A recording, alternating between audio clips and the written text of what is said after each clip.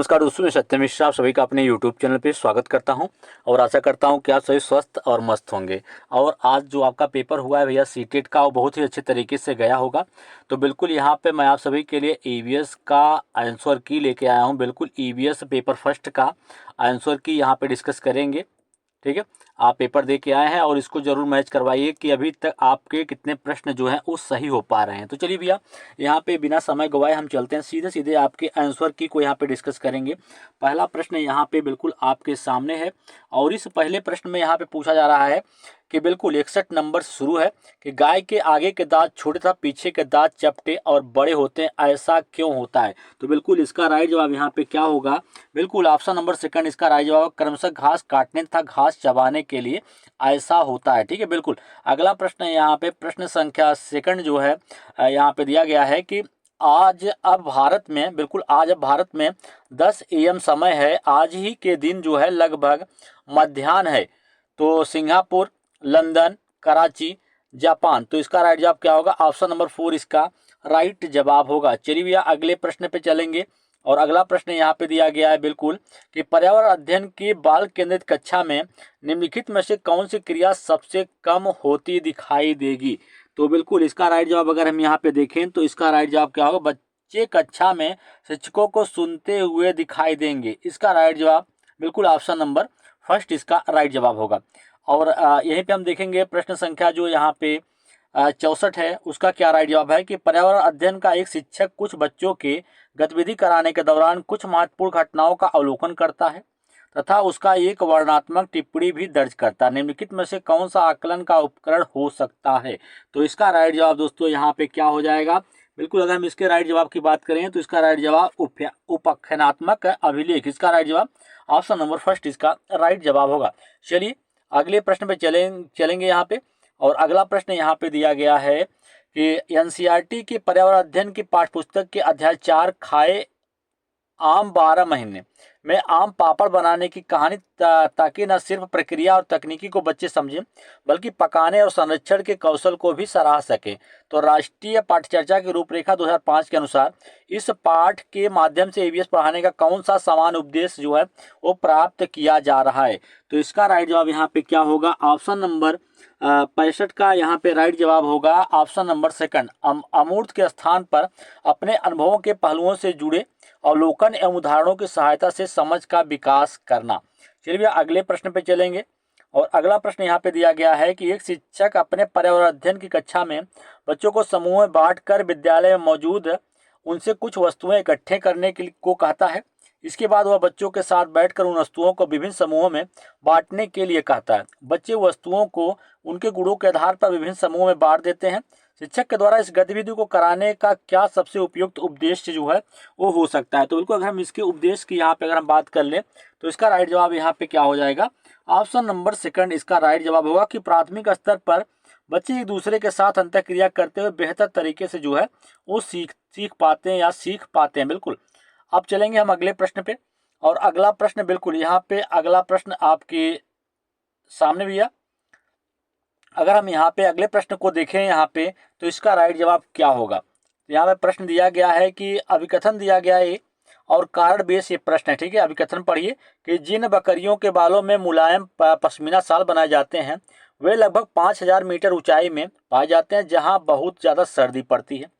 कारण दिया गया है कि इतनी सर्दी से बचने के लिए बकरियों के शरीर पर गर्म बालों के परत जो है उग जाते हैं। तो इसका राइट जवाब यहाँ पे क्या हो जाएगा, इसका राइट जवाब ऑप्शन नंबर 4 होगा। ए तो सही है लेकिन आर जो है वो गलत है क्योंकि आर उसकी सही व्याख्या नहीं कर पा रहा है। बिल्कुल आर गलत है। चलिए व्याख्या तो कर रहा है लेकिन गलत है। चलिए अगले प्रश्न पे चलेंगे। अगला प्रश्न है यहाँ पे कि 71 नंबर का कि नीचे दिए गए कथनों और कथन ए और कथन बी पर विचार कीजिए। पहला है कि सन 1969 में नील आर्मस्ट्रांग चांद पर उतरने वाले सबसे पहले व्यक्ति थे। सन 2007 में कल्पना चावला अंतरिक्ष में सबसे लंबे समय तक रहने वाली पहली भारतीय महिला थी। निम्नलिखित में से कौन सा सही है। तो इसका राइट जवाब अगर हम बात करें तो दोनों ही क्या है, बिल्कुल सही है। ठीक है भैया।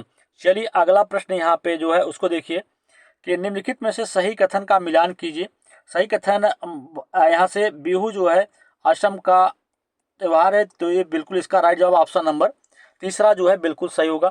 चलिए भैया आगे चलेंगे और अगले प्रश्न को यहाँ पे हम देखेंगे। अगला प्रश्न है कि मोहन कक्षा 5 का एक पर्यावरण अध्ययन का शिक्षक है। वह अपनी कक्षा में निम्नलिखित गतिविधियों को श्यामपट्ट पर लिखता है। अपने माता पिता और दादा दादी के समय पानी की उपलब्धता के बारे में पता करें और उसकी वर्तमान स्थिति से तुलना करें। उपरोक्त गतिविधि के लिए निम्नलिखित में से कौन सी सबसे उपयुक्त रणनीति होगी। तो इसमें सबसे उपयुक्त रणनीति के बारे में पूछा जा रहा है, कौन सी सबसे उपयुक्त रणनीति होगी। तो चर्चा करना, बिल्कुल इसका राइट जवाब क्या होगा, ऑप्शन नंबर सेकंड इसका राइट जवाब होगा। चलिए भैया अगले प्रश्न पे चलेंगे और अगला प्रश्न यहाँ पे दिया गया है कि एक व्यक्ति मृत समुद्र या खारी झील में नहीं डूबेगा भले ही वह तैरना न जानता हो, इसकी क्या वजह हो सकती है। समुद्र के पानी का उच्च घनत्व, बिल्कुल इसका राइट जवाब क्या होगा, ऑप्शन नंबर सेकंड इसका राइट जवाब हो जाएगा। चलिए भैया अगले प्रश्न पे, प्रश्न संख्या नेक्स्ट है, ये कथन ए और कथन बी दोनों को ध्यान से पढ़ना है। कथन ए दिया है ठंड के मौसम में छिपकलियां लंबे और गहरी निद्रा में चली जाती हैं। कथन बी है कि कुछ ऋतुओं में कुछ जानवर लंबी गहरी निद्रा में चले जाते हैं। तो इसका राइट जवाब यहाँ पे क्या हो जाएगा, बिल्कुल जान लीजिए कि इसका राइट जवाब ऑप्शन नंबर सेकंड होगा। ए और बी दोनों सही है और बी की एक बिल्कुल सही व्याख्या भी यहाँ पे कर रहा है। चलिए भैया आगे चलेंगे अगले प्रश्न पे, प्रश्न संख्या 76 है। अब इसमें देखिए कि एनसीईआरटी के पर्यावरण अध्ययन की 5वीं कक्षा की पाठ्य पुस्तक में पाठ 13 गौरव जाने की अद्भुत यात्रा का जो है वर्णन करती है और यह पाठ निम्नलिखित में से कौन से थीम का जो है वो हिस्सा है। तो इसमें से किस थीम का ये हिस्सा है, तो बिल्कुल ए जो हिस्सा है कि एनसीईआरटी के पर्यावरण अध्ययन की 5वीं कक्षा की पाठ्य पुस्तक में पाठ 13 गौरव जाने की अद्भुत यात्रा का जो है वर्णन करता है। तो ये यात्रा विशेष मतलब यहाँ पे यात्रा की विशेषता के बारे में बताया जा रहा है।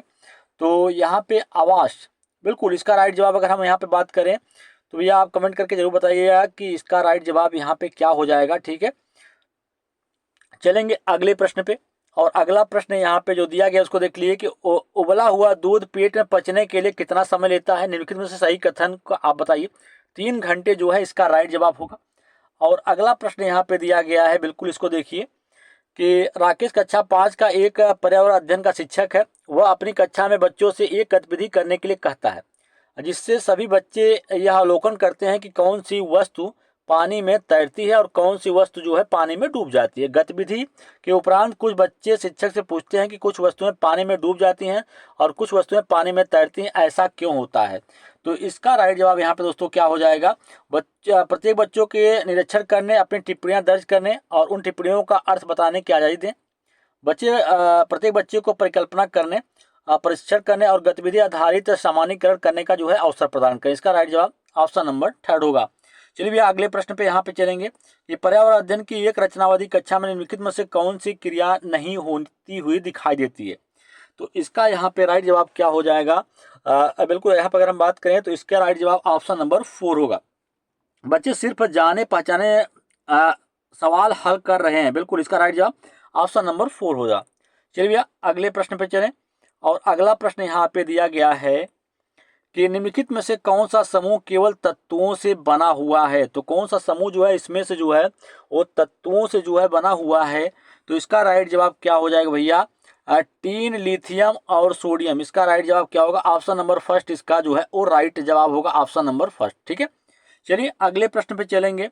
अगला प्रश्न है यहाँ पे आपके सामने है, बिल्कुल अगर हम इस प्रश्न को देखें तो जो यहाँ पे मैथमेटिकल प्रश्न दिया गया इसका राइट जवाब ऑप्शन नंबर थर्ड बिल्कुल सही है। ठीक है, चलिए भैया अगले प्रश्न पे यहाँ पे चलते हैं हम और अगला प्रश्न यहाँ पे दे रखा है कि निम्नलिखित प्रश्न में अभिकथन और कारण को आगे रखा गया है। कथनों को ध्यान से पढ़ें और निम्नलिखित में से सही विकल्प का चयन करना है। तो बिल्कुल अभिकथन दिया गया है, पर्यावरण अध्ययन का पाठ्य चर्चा थीम पर आधारित है और प्रत्येक थीम अंतर संबंधित होती है।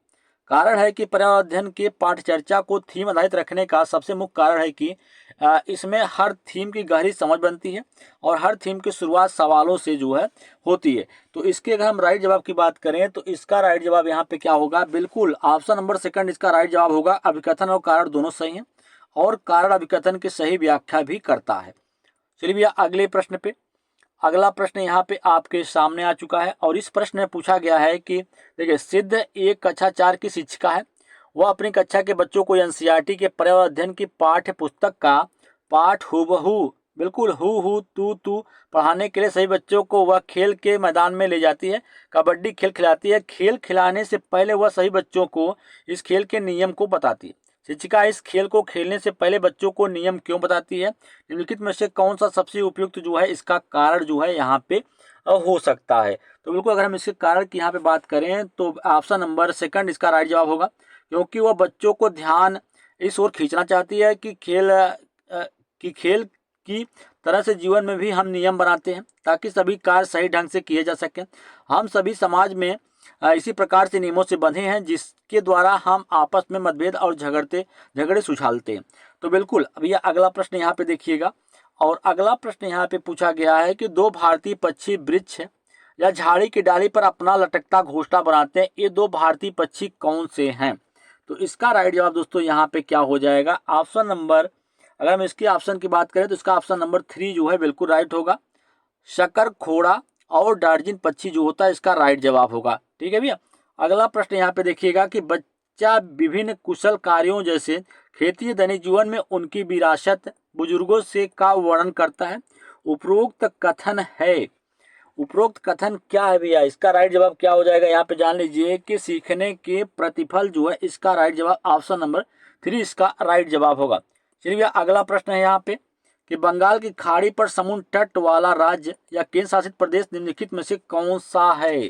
तो इसका राइट जवाब यहाँ पे क्या हो जाएगा? ऑप्शन नंबर इसका आंध्र प्रदेश बिल्कुल सही होगा। ऑप्शन नंबर 3 इसका राइट जवाब होगा। चलिए भैया अगले प्रश्न पे अगर चलें यहाँ पे तो अगला प्रश्न यहाँ पे देखेंगे कि इसका राइट जवाब क्या होगा। क्या कारण है कि पर्यावरण अध्ययन की पाठ्य पुस्तकों में किस्से और कहानियों को महत्वपूर्ण स्थान दिया जाता है? निम्नलिखित में से कौन सा सबसे उपयुक्त कारण हो सकता है? तो यहाँ बताना है दोस्तों आपको सबसे उपयुक्त कारण इसमें से कौन सा हो सकता है। तो इसका राइट जवाब बी सी जो है इसका ऑप्शन नंबर 3 जो है बिल्कुल राइट जवाब है। बच्चों का पर्यावरण संबंधी मुद्दों के प्रति संवेदनशील विकसित करने के लिए अक्सर किस्से और कहानियों का इस्तेमाल जो है महत्वपूर्ण माना जाता है, क्योंकि बच्चे कहानियों के पात्रों से अपने आप को आपस में जोड़ लेते हैं, इसलिए इसको पाठ्य पुस्तकों में महत्वपूर्ण स्थान जो है दिया गया है। अगला प्रश्न है यहाँ पे देख लीजिए कि अर्चना कक्षा 4 की एक पर्यावरण अध्ययन की शिक्षिका है। वह अपनी कक्षा में बच्चों के 2 समूह बनाती है और विद्यालय में यूनिफॉर्म होनी चाहिए या नहीं इस विषय पर वाद विवाद गतिविधि जो है कराती है। अर्चना ने अपनी कक्षा में वाद विवाद क्यों कराया? निम्नलिखित में से कौन सा सबसे उपयुक्त कारण नहीं हो सकता है? तो बिल्कुल भैया इसका सबसे उपयुक्त कारण कौन सा नहीं हो सकता है, इस चीज़ का भी यहाँ पे जो है विशेष ध्यान रखना है, कौन सा कारण जो है वो नहीं हो सकता है। तो इसका राइट जवाब यहाँ पे ऑप्शन नंबर 3 इसका राइट जवाब ए बी और सी। ठीक है। चलिए हम अगले प्रश्न पे चलेंगे और अगला प्रश्न आपके सामने बिल्कुल यहाँ पे स्क्रीन पे है। इस प्रश्न का राइट जवाब क्या होगा? निम्नलिखित प्रश्न में अभिकथन और कारण को आगे रखा गया है।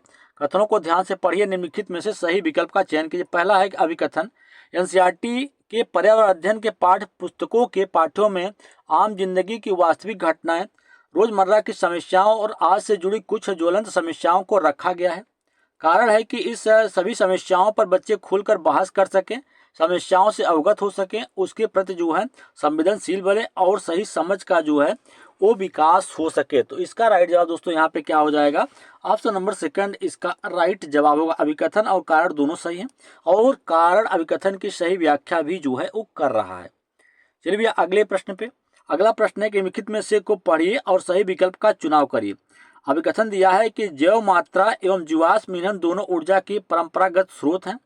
कारण है कि पारंपरिक स्रोत वे हैं जिनका स्वभाव नवीनीकरणीय होता है। तो इसका राइट जवाब दोस्तों यहाँ पे क्या हो जाएगा? ऑप्शन नंबर 4 इसका राइट जवाब हो। ये सही है लेकिन आर जो है वो क्या है? गलत है। ठीक है। तो इस प्रकार से दोस्तों आप जो है अपना आंसर मिला लीजिए कि पर्यावरण के विषय में आपके कितने प्रश्न जो हैं वो सही हो पाए हैं।